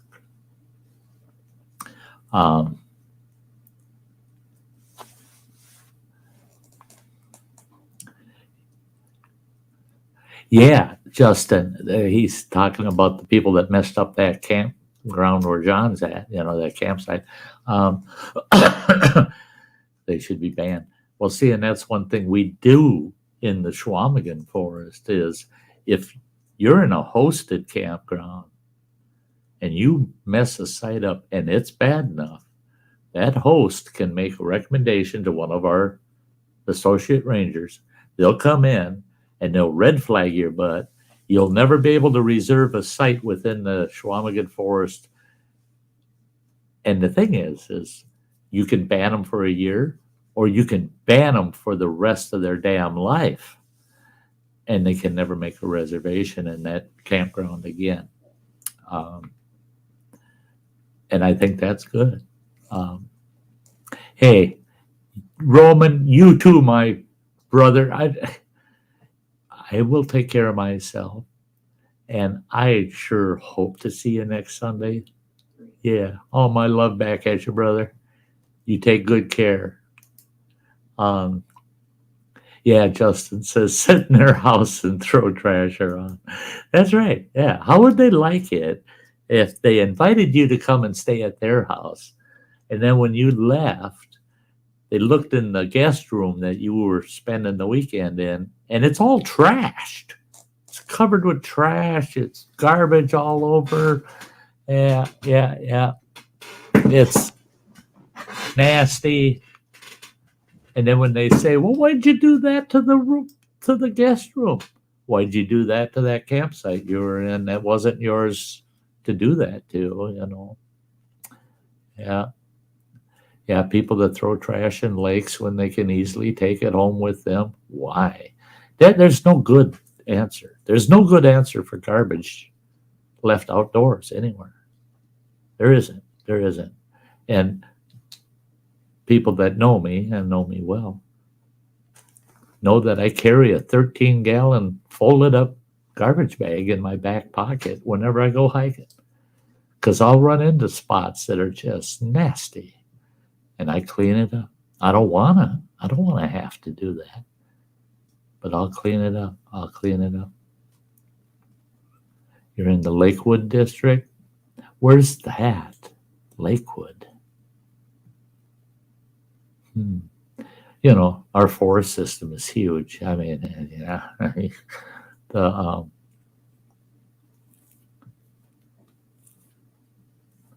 Hike with Mike says in the wintertime we get a lot of transients from up north camping at the wildlife management areas, and they just trash the campsites. Oh yeah, yeah, yeah, yeah, yeah. I can't stand that either. And that's the Rainbow Group. I'll tell you, the Rainbow Group, they ever come back to the Schwamigan Forest, I'll be leading the protesters trying to block the roads to stop them from getting on the forest. With what they did to our forest 2 years ago when they stayed here, I don't want to see them SOBs back here ever again. Ever again.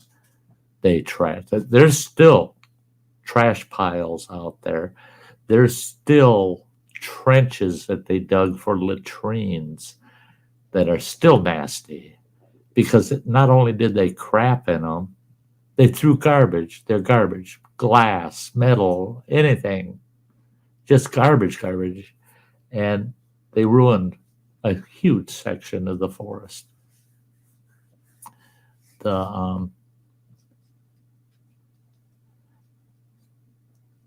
Thank you, Roman, and that's Roman. I'm telling you, that's Roman. He's kicking out a prayer for each and every one of us. And he says, take care of each other. That's right. That's right. We need to do that. Hey, what's it? Oh, yes, Bradley, you have a good one. Thanks for being here, buddy. Oh, yeah. Yep. The shake it up early, you know.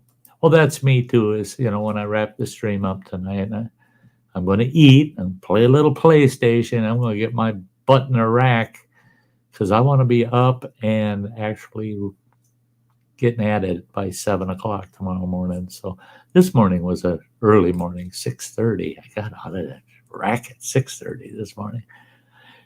John says Jan's having cheese curds. Oh Lordy. An acquaintance of mine, his two little girls, they love to take that string cheese, the round sticks of string cheese, shove them on a sharpened stick, and then they roast them over the campfire like a damn marshmallow, and they just get kind of puffed up and gooey. And they got them figured out where they can roast them just right. They'll get kind of like a little crispness to the outer edges, and you bite it in and stretch it. Oh my God, is that good? Especially if it's smoked string cheese, roasted over an open fire, man.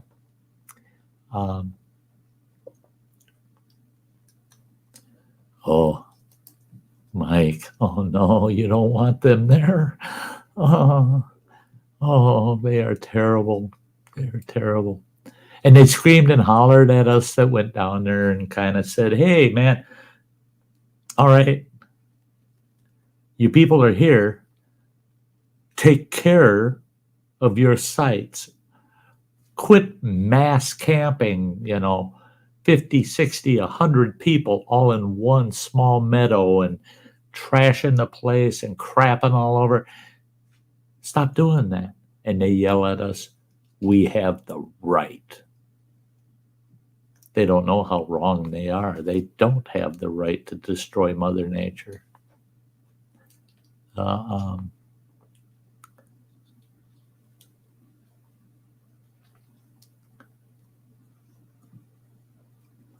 Yeah.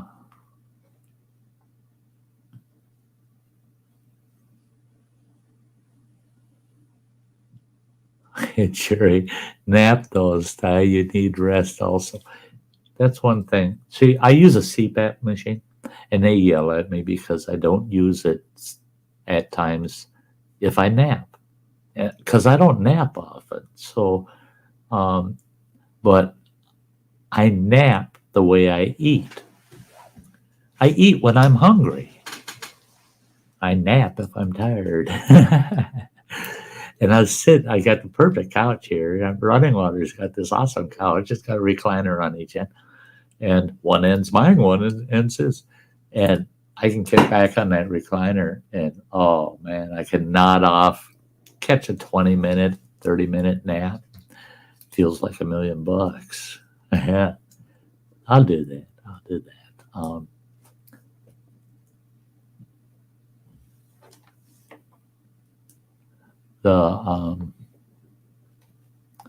It's not hosted this year, and that's the forest we're in. Yeah. See now, Schwamigan, Jan, there's no host at East Twin. There's no host at Beaver Lake. Fortunately, Travis is hosting Black Lake, and I believe he's got Moose Lake. I think he's trying to get them to let him take Stockbridge. And he said he was willing to do East Twin and even Beaver, but it's going to be difficult, man. That's a lot of campgrounds to deal with for one person.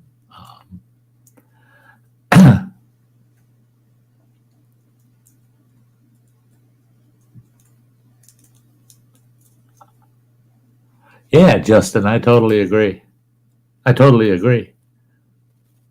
They should go to India, because India don't give a crap about the environment one bit. And then China, they don't give a crap about the environment either. Well, they try to pretend they do, but take a look at what they do to it. I mean, yeah. And the rainbow people argue they're an international gathering of like-minded naturalists. No, they're not. They're crap. That's BS. Mike, that's cool. Yeah, there you go. I nap every day at work during my lunch break. I always look forward to it. I used to do that in my office, man. I'd close the blinds on my big picture window, looked out over my finance department. I'd close all the blinds, lock that damn door, and I'd kick back, feet up on the desk. I had a reclining executive chair, and I'd set my alarm on my computer, and I'd take a nap for lunch.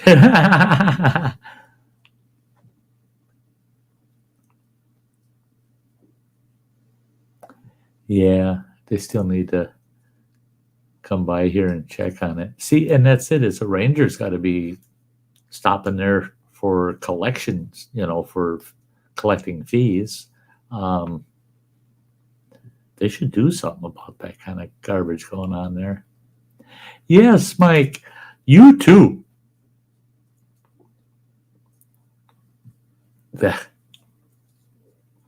But another hour or so of work, man.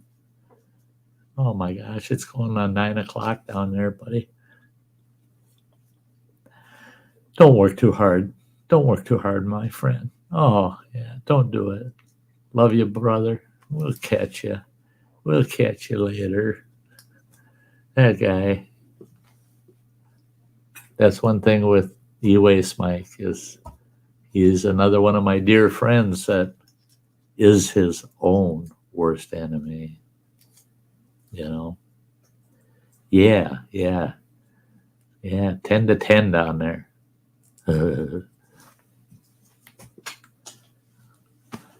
Well, it wouldn't matter to me if I was there. It would feel like 10 o'clock. Here, it feels like 9 o'clock. Whatever time zone you live in, that's the way it feels.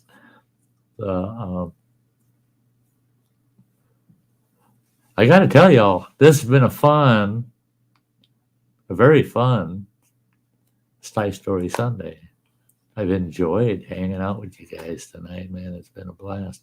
Look at them little birds over here in that nest. They're all crammed up in that corner there. And they're fat buggers. And you can see so much of the open nest there. So they're kind of out of the nest and up into the corner. I'm surprised with the amount of daylight that's out there. That picture, it looks like there's a lot of daylight, but actually it's getting kind of dark out there. It's getting kind of dark out there. That camera works excellent.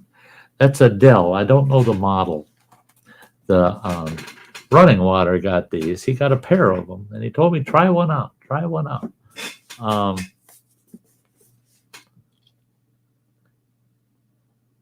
It just says ultra sharp webcam on it. I'm not seeing an actual. It's a 4K.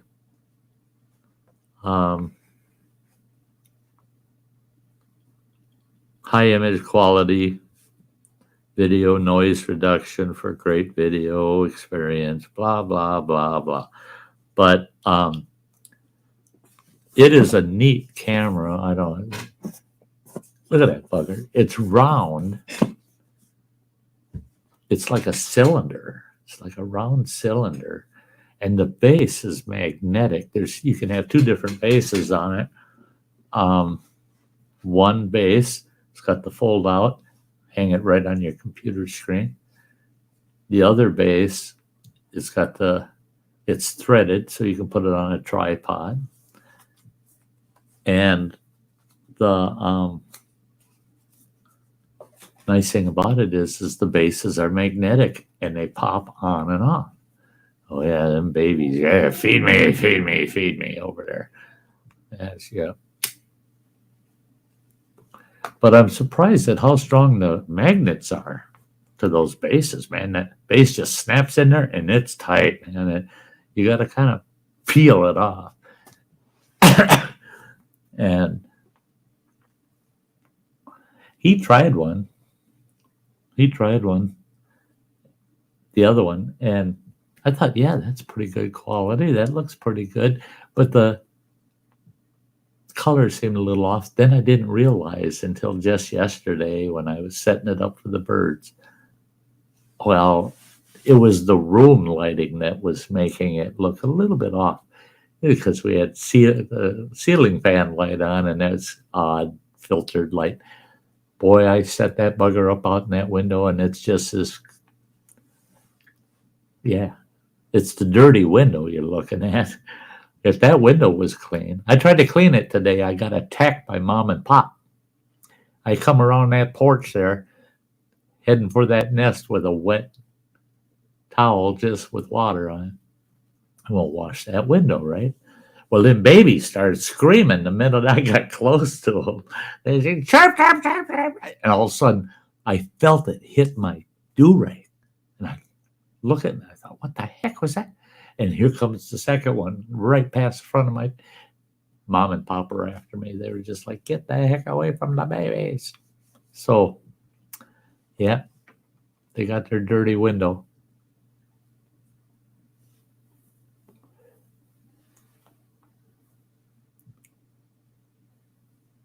Well, that's good. That's good. You did a good job there, Mike. Good job.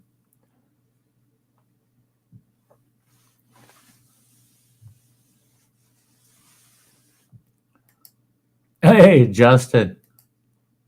I did that once too. We were bar hopping back and forth, and we went into this one bar, and they said they nobody walked in the door, and they were calling last call, and I go, last call? Yeah, it's last call. I said, oh my gosh. I said, we wanted a couple more drinks, and they said, well, have have a drink or two here, and then skedaddle about 12 miles that direction. And that's when their last calls start. It's just over the time zone. That was pretty cool. That was pretty cool. Yeah. So we got about 4 drinks instead of 2. um,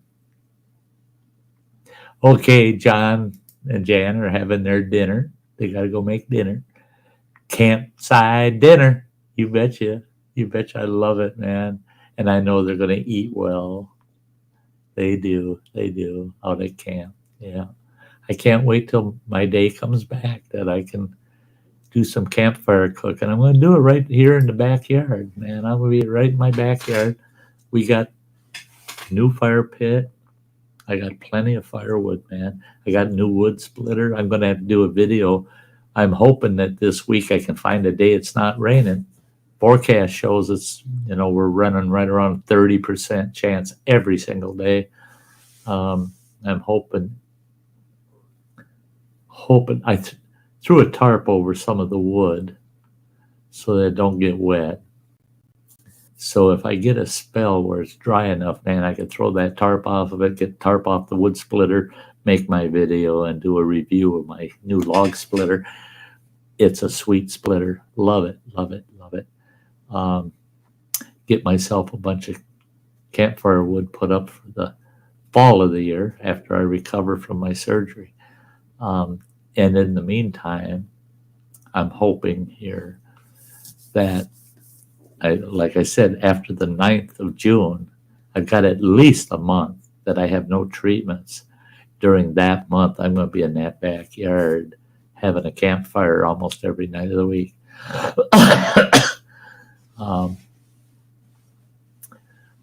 The days around the campfire are just screaming at me, saying, hey, Sty, we need a fire. And I want to be able to do some campfire cooking, This I won't be able to until after my recovery, more than likely, but it'll come, and that's the nice thing here, man. I'm going to work on my adventure trailer this fall, try to do a full remodel, kind of refitting the trailer, get her all squared away. So it's ready for next season, for next year, next spring, man. I'm going to be boondocking it, staying at Forest Service campgrounds. I'm going to get my truck all bumper to bumper. It's going to go into the shop, and it's going to get anything and everything that's not right to T. And I'm going to hit the damn road, man. I'm going to go visiting some YouTubers, and I'm going to stay in different campgrounds all over the place that I can go. And I'm going to, if these gas prices keep doing what they're doing, I might be limited to like a 3-state area, just because of costs. I mean, I ain't worried about it.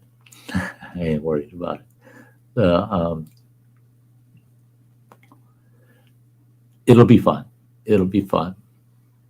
Get this trial behind me and move ahead. life goes on. Life goes on.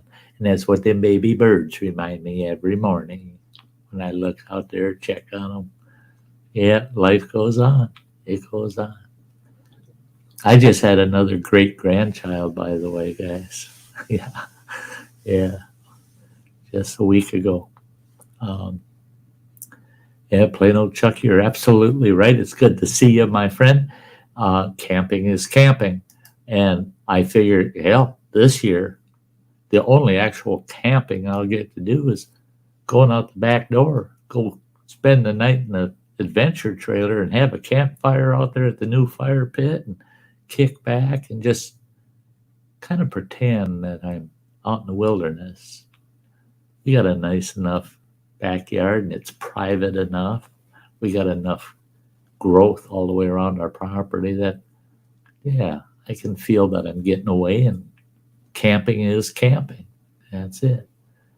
And I tell you what, you got a fire pit in the back. Hell, if all you got's a barbecue and you cook out on that, you're getting outdoors and you're cooking outdoors, loving the outdoors. Yeah, we got the hammock set up, everything back there. Yeah, I can kick back in the hammock during the day, and it's behind the house where nobody will see me back there. I just kick back.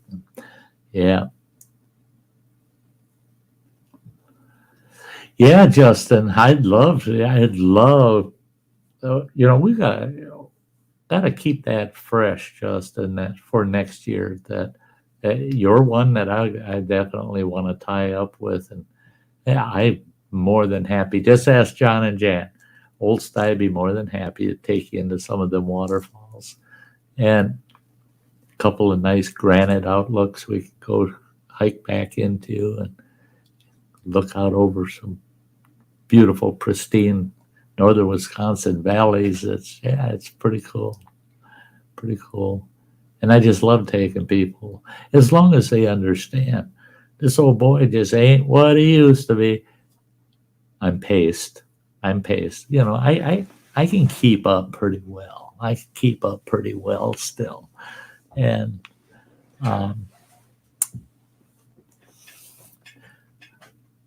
I just love it. John and Jan knows. John and Jan knows I ain't shy about let's go hiking, man. Let's go see this. Let's go see that. Yeah. I did a lot of that last summer. John and Jan, I took them into the waterfalls and up to a couple of granite outlooks. And same with Nicholas Green. Him and his buddy Travis came and stayed with me for almost a week. I took them to all the waterfalls. We did a lot. Yeah. Native Kutsa says would be awesome, Sty. I'm telling you, sweetheart, someday. If she says I ain't no spring chicken, you ain't no spring chicken. This chicken ain't got no springs anymore. Yeah, I'm like an old Harley. I'm just an old hardtail now. Yeah, no soft ride anymore for this boy. So yeah, I think you and I could hike together quite well, sweetheart. Hey, I would love the opportunity for us to get together here, and I'd take you around to some of the sites. And it would I know it would just be a blast. The only problem is I just the more I get to know Native Coots, I got a feeling we'd never get any sleep. We'd yak yak yak yak yak yak yak yak yak yak yak yak yak yak yak, and then let's go hiking. I got a feeling that it would be we wouldn't waste a minute. We're getting to know each other. Oh, there's Nick Green right there. Nick, I heard my name. I've been watching. LOL. Yeah, just talking about last summer when you came, stayed at camp. It was such a blast. Wonderful time. Great memories. I go back and I look at, I got the advantage. I did videos of when John and Jan were there and when Nick was there. And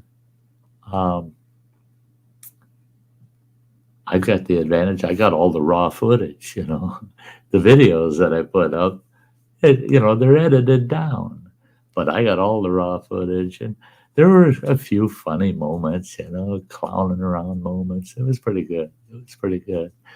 The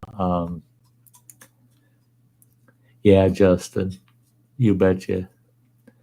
Yeah, Native Coot says, I tell you what, when her and I got to chatting and talking and find out that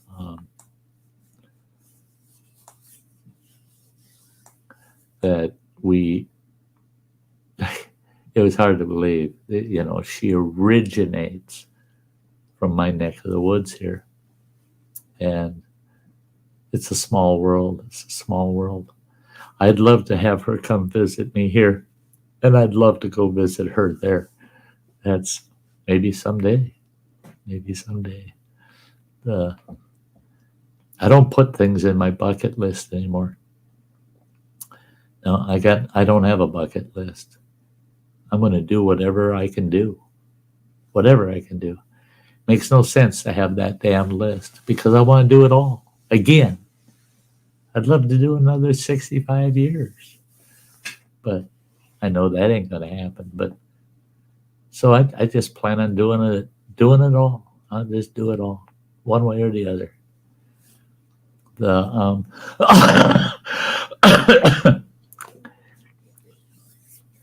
Oh, you do, Nicholas. He still has his hour-long chat him and I had that he has to post. Oh gosh, you make sure to notify me, man. You get that up there that I don't miss it.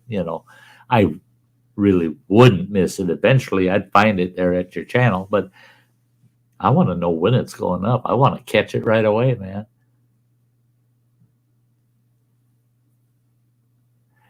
Yeah, Nick Green. I'll tell you what, he's an amazing young man himself. I tell you, I consider myself a blessed old man and very privileged to have become a friend of Nick's. He's great. He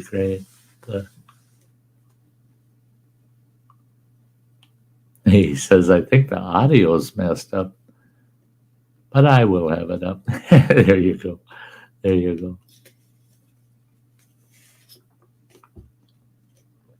No pressure.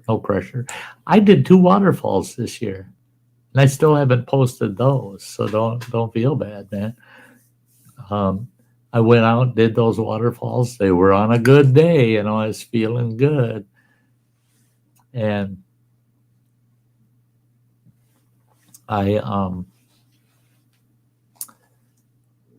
feeling bad that I didn't get them. Maybe I'll squeeze some of that in tomorrow. There's a chance of rain tomorrow. If it does start raining, I'll come in here and I'll try to get those 2 videos done and get them up, this coming week. So Sherry's heading out saying bye. Can't get my juice open. Bummer. Oh no. Love you too, Sherry. Thanks for being here. Thank you so much. And with that, guys, it's that time. I got to wrap it up. It's 10 minutes after the 2-hour mark. I took my pill. I'm right at that peak where I feel like eating. I have to take advantage of that and get some calories in me. I'm only at 900 calories for the day. That means I got to get 2,100 calories in me before midnight because I'm hitting the rack no later than midnight tonight. 2,100 calories with what I have around here to eat. It's quite a bit of food. So I got to get to work at it. I got to get going. And the pizza rolls are going to really help on that. They're nice and fattening, Oh, Native Coots, I love you too, girl. Yeah, everybody, thanks for being here. Love y'all. I want y'all to stay safe now throughout the week. I won't see you again till Thursday. We're on the campfire. Don't forget it. Yeah, if you want to come and hang out and have a good time, we're on the campfire. As you can see, it's bedtime for the birds too. See how the sun's setting out there? It's the end. It's the end. So I'll tell you what, I'll do like I always do.